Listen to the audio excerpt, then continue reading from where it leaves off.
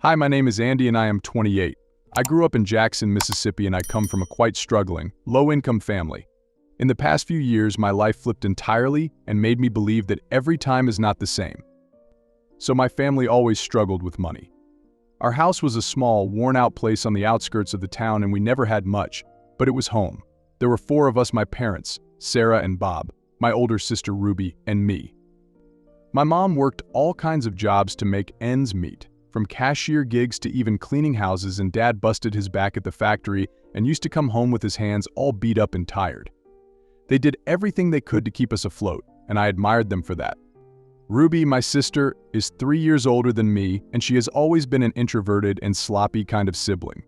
We sure had a strong bond, probably because we had to stick together through the hard times, but she always used to have my back and made sure I stayed out of trouble. Also, growing up, school was my thing.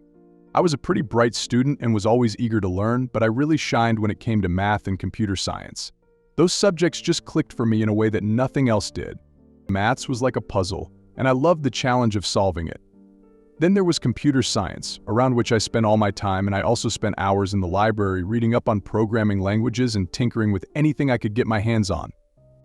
My teachers noticed my knack for these subjects too, and they would often give me extra challenges and encourage me to push myself further. But I guess it was not just about the subjects themselves. Sometimes I think it was a way out of the financial difficulties my family faced. I saw a future where I could use these skills to build a better life for my family, and it motivated me to keep going, no matter how tough things got. Then as I got older, I became even more aware of just how tight things were at home. I knew we did not have a lot, but I didn't get the full picture until I hit my teenage years. That was when I started noticing the stress on my parents' faces and hearing the hushed conversations about bills and money late at night. Mom and Dad worked their butts off, but it never seemed to be enough. There were times when the fridge was almost empty, and we had to stretch every dollar to make it through the week. It was around then that I truly understood the value of money. I started taking on odd jobs like mowing lawns, shoveling driveways, and pretty much anything I could do to help out. I saved every penny, knowing that even a little bit could make a difference. I learned to be careful with money and made sure not to waste it on things we didn't need. And despite our tight financial condition, my parents did everything they could to make sure Ruby and I got a good education. They always believed that education was the key to a better future, and they never let our lack of money get in the way of that belief. They used to work multiple jobs to make ends meet and had sacrificed so much of their own comfort and free time to ensure we had what we needed for school. They never complained about the cost of school supplies, textbooks, or even the occasional field trip. They just found a way to make it work. I remember times when Mom would clip coupons for hours or Dad would take on extra shifts just so we could afford the things we needed for school. Education was non-negotiable in our house. They made sure we had a quiet place to study, and they even encouraged us to do our best.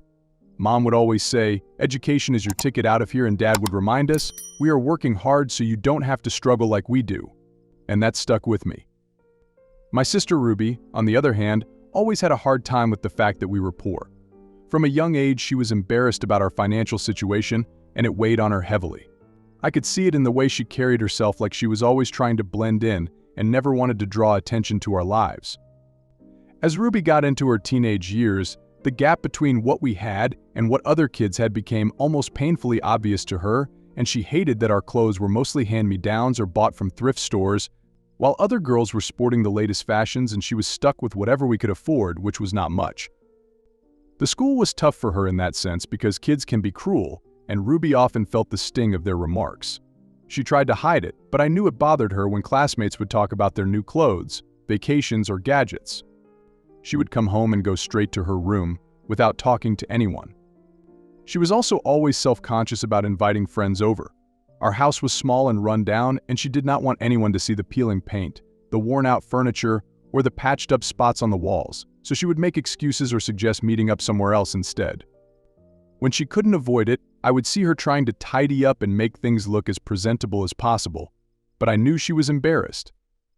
She'd often say things like, "I just want us to be normal," or "Why does everything have to be so hard?" It was tough hearing her talk like that because I knew she felt trapped and ashamed, and there was not much I could do to fix it, so I would try to cheer her up or distract her, but that thing was always there. Ruby was always bright, just like me. She worked hard in school and managed to get good grades, even though we had so many things going on at home. I remember the day she got her acceptance letter from the University of Chicago. She was so happy. And honestly, we all were. It was a huge deal and a big proof that all her hard work was paying off. But as soon as the excitement settled, reality hit us hard. We all knew the University of Chicago was expensive. There were a lot of secret conversations between Mom and Dad about whether we could afford to send Ruby there. I could see the worry on their faces and the sleepless nights trying to figure out how to make it work.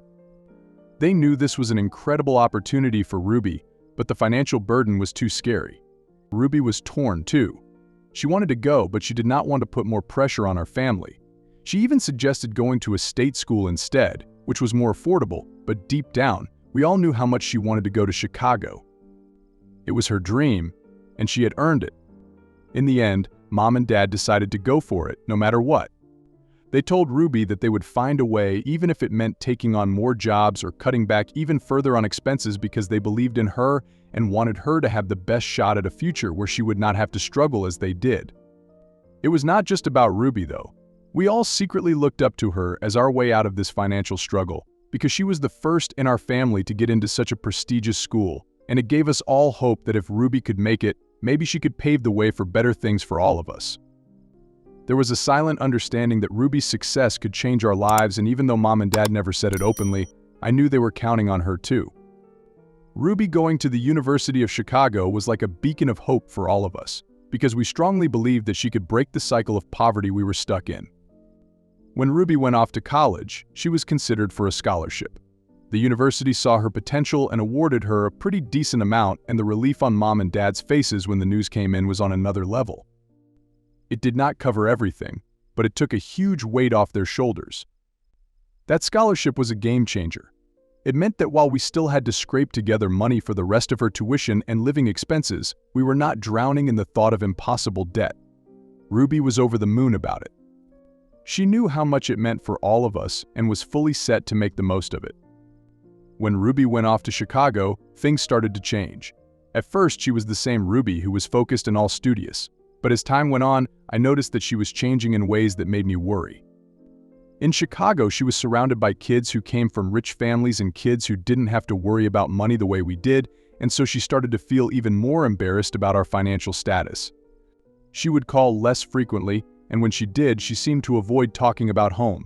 It was like she was trying to distance herself from our life here in Jackson. It got to the point that she began pretending she was not poor.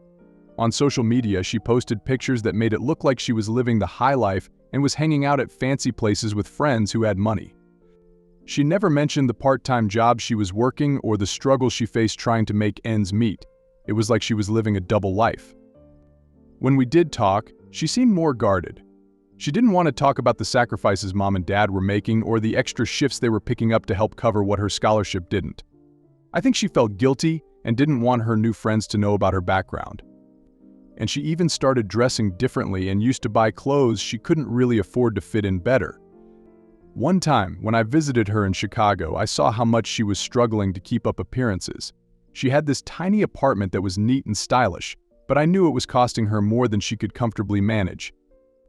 I could tell she was stressed about trying to juggle her studies, work, and maintaining this up front. It hurt to see her like that because she was actually pretending to be someone she wasn't. She was working so hard to just run away from our reality that she was losing a part of herself. I understood why she did it, but it was tough to watch, and I really missed the old Ruby who was proud of how far she had come. Our parents didn't say much, but I knew they sensed it too.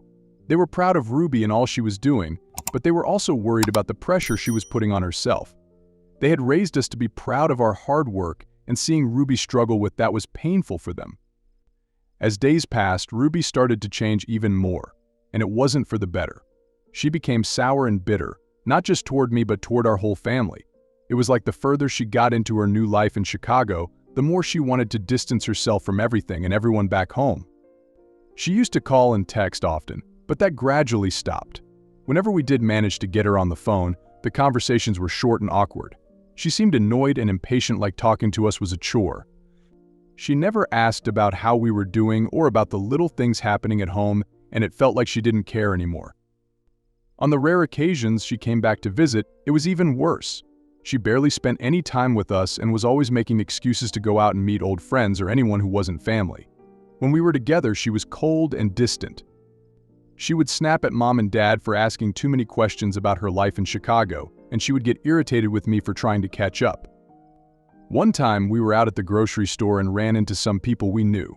Ruby pretended not to know them and hurried us along. It was like she was embarrassed to be seen with us. She never brought any of her new friends around, and she avoided introducing us to anyone from her college life.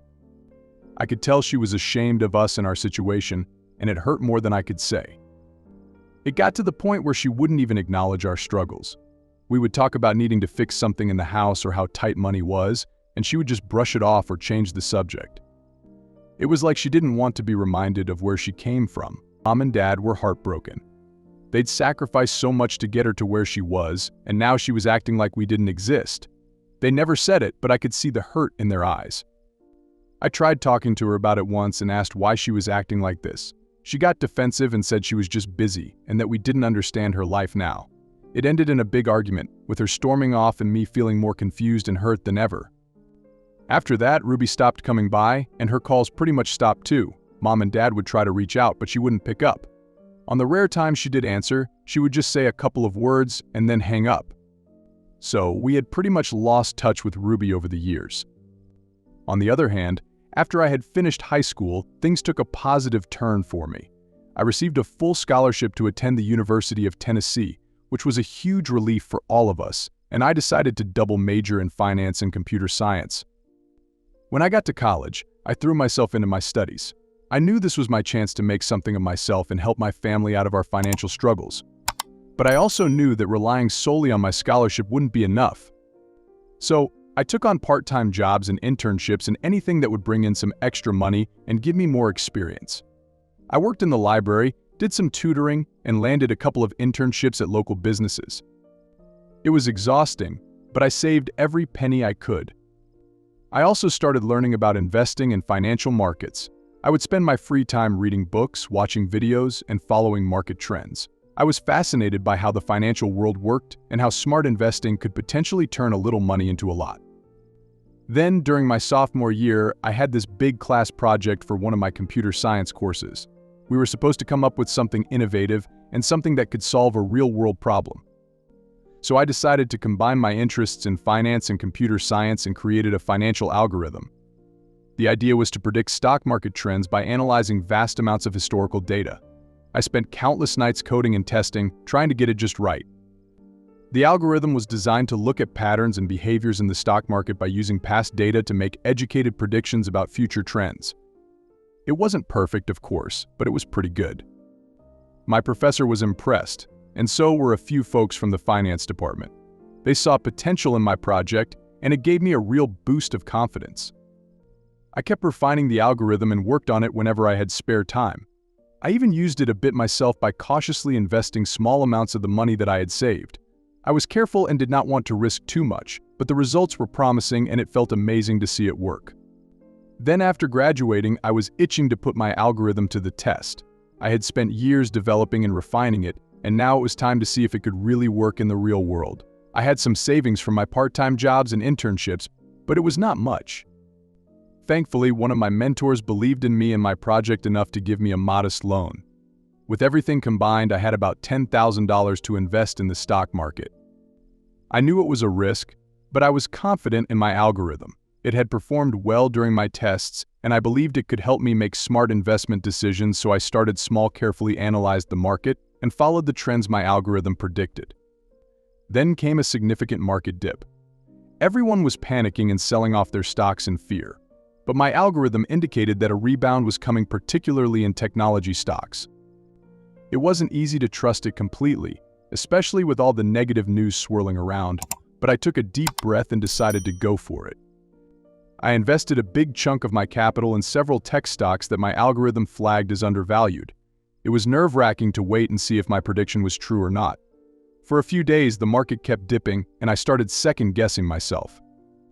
But then, just as my algorithm predicted, the tech sector began to bounce back.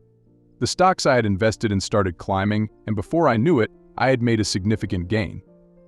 That first big win felt so good.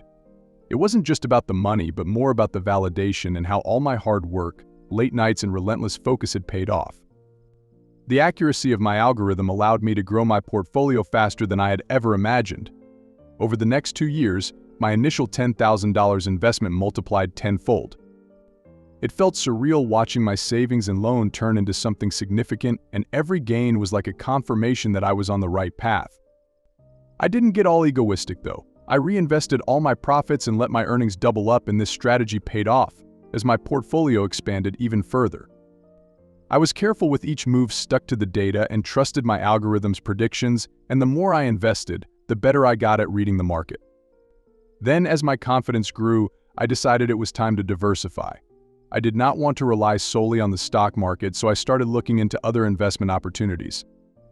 Real estate caught my eye first, and I saw potential in buying undervalued properties and fixing them up, or either renting them out or selling them for a profit. It was a different game from the stock market, but I applied the same principles of research and careful decision-making. I bought my first property, which was a small fixer-upper, and put in the work to renovate it. After selling it for a nice profit, I reinvested that money into more properties and slowly built a real estate portfolio. At the same time, I started venturing into startups. The tech world was booming, and I wanted to be part of it. I used my algorithm to analyze potential startups and looked for ones with high growth potential. I made sure to do thorough research on each one and considered the team behind it, the market demand, and the scalability of their ideas. It was risky, but the rewards were worth it. Some startups failed, but others took off and gave me substantial returns. I was careful to only invest what I could afford to lose, but overall, these ventures added another layer of growth to my portfolio. Diversifying my investments proved to be a smart move as it balanced my portfolio and opened up new streams of income. But my big break came when I decided to invest in a tech startup that was working on something quite revolutionary in AI. I had been keeping an eye on this company for a while, and everything about it screamed success and potential. The team was solid, their vision was clear, and the technology they were developing had the power to change industries. I took a leap of faith and invested $100,000, which was a huge chunk of my portfolio at the time. It was a calculated risk, but my gut and the data both told me it was the right move. For a while, it was the usual waiting game and watching the company grow and overcome various hurdles. Then, it happened. The company announced it was going public, and the buzz around its products skyrocketed. Investors were lining up, and the stock prices were predicted to soar. When the company finally went public, my initial investment of $100,000 exploded to $5 million almost overnight, and seeing those numbers on my screen was like a dream come true. This significant gain didn't just boost my confidence, it opened up a whole new world of possibilities. With $5 million in my hand, I suddenly had the capital to make larger and more diverse investments. And that's what I did. I diversified even further and put money into various sectors like tech startups, real estate, renewable energy projects, etc. I also started to give back and helped out my family more than ever. I paid off my parents' debts and made sure they were comfortable and invested in their well-being. And for all those years, I had no contact with Ruby, and it wasn't for lack of trying initially, but over the years she had made it clear she wanted nothing to do with us. And so even after I had made it big, I didn't tell her about my success. It wasn't out of spite or anything, but more because I didn't see the point. She had shut us out for so long and pretended we did not exist, and so I figured she would not care about my achievements too. I also didn't want her to come back just because I had money now. If she was going to reconnect, I wanted it to be genuine and not motivated by my financial or social status. Mom and Dad struggled with it, and though they wanted to share the good news and hope that it might bring her back into our lives. But I refused to let them tell her. "Mom, Dad, I need to talk to you about something." "What is it, honey?" "I know you are proud of what I have accomplished, but I don't want you to tell Ruby about my success." "Why not? She is your sister, Andy. She deserves to know." "I get that, Dad, but if Ruby wants to know how we are doing, she can pick up the phone or come visit. We are not going to chase her down to brag about my bank account. But maybe if she knew how well you are doing, it would bring her back into our lives." "It's not about that, Mom. Ruby made her choices and she had to live with them. If she wants to be a part of our family again, she needs to make the effort, not us." "I understand where you are coming from, Andy, but it's hard not to want to share good news with your own daughter." "I know, Dad, but trust me on this. It is better if Ruby finds her own way back to us without any pressure. You guys have done enough. All right, Andy, we will respect your wishes. They were hesitant, but they understood my point. But even though I and Ruby were not talking, I had set up a fund for Ruby and had hoped that it would help mend our strained relationship one day. On the other hand, with my growing reputation as a savvy investor, I decided to take things to the next level and establish my own hedge fund. It was a big leap, but I was confident and I knew I had something unique to offer. I wanted to take my algorithm and expand its reach and wanted to use it to manage investments for high net worth individuals and institutions. And so I put together a team of financial experts who shared my vision and passion for smart investing, and we worked tirelessly to fine-tune my algorithm and develop strategies that would give our clients an edge in the market. Then, as expected, the hedge fund quickly gained popularity and attracted investors who were drawn to our track record and the promise of strong returns. And as the fund grew, so did our success. We consistently outperformed the market and delivered returns that made our clients super happy. Then, as my hedge fund took off, I teamed up with successful entrepreneurs and venture capitalists to access exclusive investment opportunities, and we focused on emerging markets, biotech, and green energy, which all paid off big time. Even with my financial success, I decided to keep a low profile because I didn't want to flaunt my wealth or draw attention. My priority was securing my family's future, and my parents had sacrificed a lot for me and my sister, so I made sure that they were comfortable. I paid off their debts and covered their expenses and wanted them to be proud of my achievements. I also kept my success under the radar from Ruby, who cared a lot about social status, and I didn't want her to see me as just another rich guy and not her brother because the relationship was already strained, and I didn't want money to make it worse. Then, one day, my parents told me about Ruby's sudden contact with her and that she had a boyfriend now, and his name was Jacob. My parents also told me that they had been dating for almost 3 to 4 years and he was going to propose to her in a week or two. I was genuinely happy for her. It was a relief to hear that she was doing well and had found someone who made her happy. I knew it had been a long time since she had reached out, but I was glad she finally did, even if it was out of the blue. But as my parents told me all the details of her call, I couldn't help but feel a twinge of disappointment. Ruby had always been more concerned with social status and appearances, and her announcement about her rich boyfriend fit right into that narrative. It was like she was trying to one-up us and show off her newfound status and success. I was proud of her for finding love, but I wished she had been more genuine about it. Instead of being happy to hear from her after so long, my parents were bombarded with details about her boyfriend's wealth and social status. It felt like she was rubbing it in our faces and flaunting her new life while ignoring the past. When my parents asked her why she had not contacted them all these years, she dodged the question and acted all snobbish and arrogant. It was disappointing to see her behave that way. My parents deserved better, but they were so happy to hear from her that they overlooked her attitude and simply congratulated her. After hearing about Ruby's upcoming proposal, I knew I wanted to do something special for her, because despite our differences and the distance between us, she was still my sister, and I wanted to show her that I cared. So, I decided to gift her the fund account that I had prepared for her on her wedding as a way to let her know that despite everything, I was still there for her and I wished her all the best in her new life. But it was tough watching Mom and Dad try to reconnect with Ruby. After her phone call, they had called her frequently and had hoped to catch up and bridge the gap that had formed between them. Sometimes she would pick up and they would have super short and awkward conversations, and other times she wouldn't even answer and would leave them feeling rejected and hurt. Then, a few months later, Ruby dropped this bombshell. She called Mom and Dad to tell them that she was getting married, which should have been a happy occasion. But instead, she hit them with the most shocking and saddening conversation imaginable. She told them that she was not inviting them, or me, to the wedding because apparently she did not want her fiancé or any of their high society friends to know that she was related to poor people like us. It was like a slam to the face, hearing her say those words. I couldn't believe she would stoop so low and that she would choose her image and social status over her own family. It was so heartbreaking to see Mom and Dad's faces when they told me what had happened. They were devastated. As for me, I was angry and hurt, but also disappointed. I had hoped that Ruby would eventually come around and that she would realize how family was more important than appearances. However, her actions proved otherwise and showed that she was still consumed by her obsession with social status. By the time Ruby was planning her wedding, my net worth had reached $40 million. It was a surreal feeling to see all those zeros in my bank account, especially looking back at where I had come from. But it was not just luck or chance that got me there, it was years of hard work and smart investing. Coincidentally, the fund I had created for Ruby to gift her at her wedding also had $40 million in it. It was like some sick joke of fate. I had not planned it that way, of course, but it was a curious coincidence that was not lost on me. As I looked at the balance in that fund, I couldn't help but feel a mix of emotions. On one hand, I was proud of what I had accomplished and was really excited to give Ruby such a generous gift.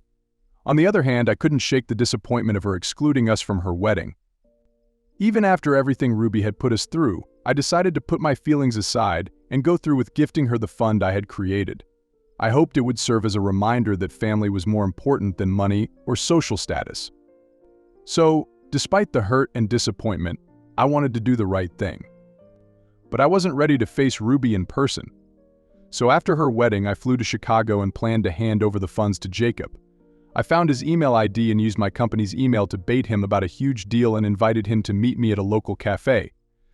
He took the bait, and when we met, I told him the whole truth about the fund and why I couldn't give it directly to Ruby. We were about to finalize everything when, out of nowhere, Ruby stormed in, boiling with rage. "What the hell is going on here? Why are you talking to Jacob? Leave my husband alone, you beggar." "Ruby, I was just explaining." "I don't care what you are explaining. Stay away from my husband. You are nothing but a poor man trying to leech off our success. How dare you come here and—" "Shut up, Ruby. I have had enough. How dare you call me a beggar? I'm not here to leech off anyone. I have built something incredible, and I'm not the same person and brother that you left behind all those years ago." "Oh, really? And what exactly have you built? A shack in the woods?" "I would happily build it for you, now that my net worth is $40 million. I run a highly successful hedge fund and manage investments for high net worth clients. I came here today to give you the $40 million account I created for you as a gift for your wedding. But you clearly don't deserve this." "What? You?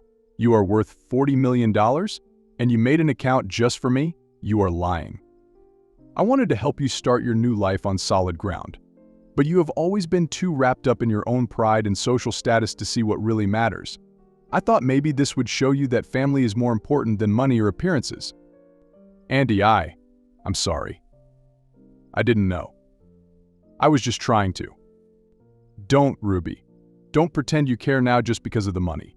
You insulted me, called me a poor man, and didn't even invite us to your own wedding. You have shown exactly where your priorities lie. And now you can forget about that fund because I'm going to close that account." "Andy, please. I didn't mean." "Bye, Ruby. Hope to never see you again." I couldn't believe that instead of being happy for me or apologizing for her past behavior, she just tried to act all sorry because of that account. And so I bid Ruby goodbye forever and made the decision to close the $40 million account. Call me petty, but making Ruby experience what she put all of us through felt pretty damn satisfying.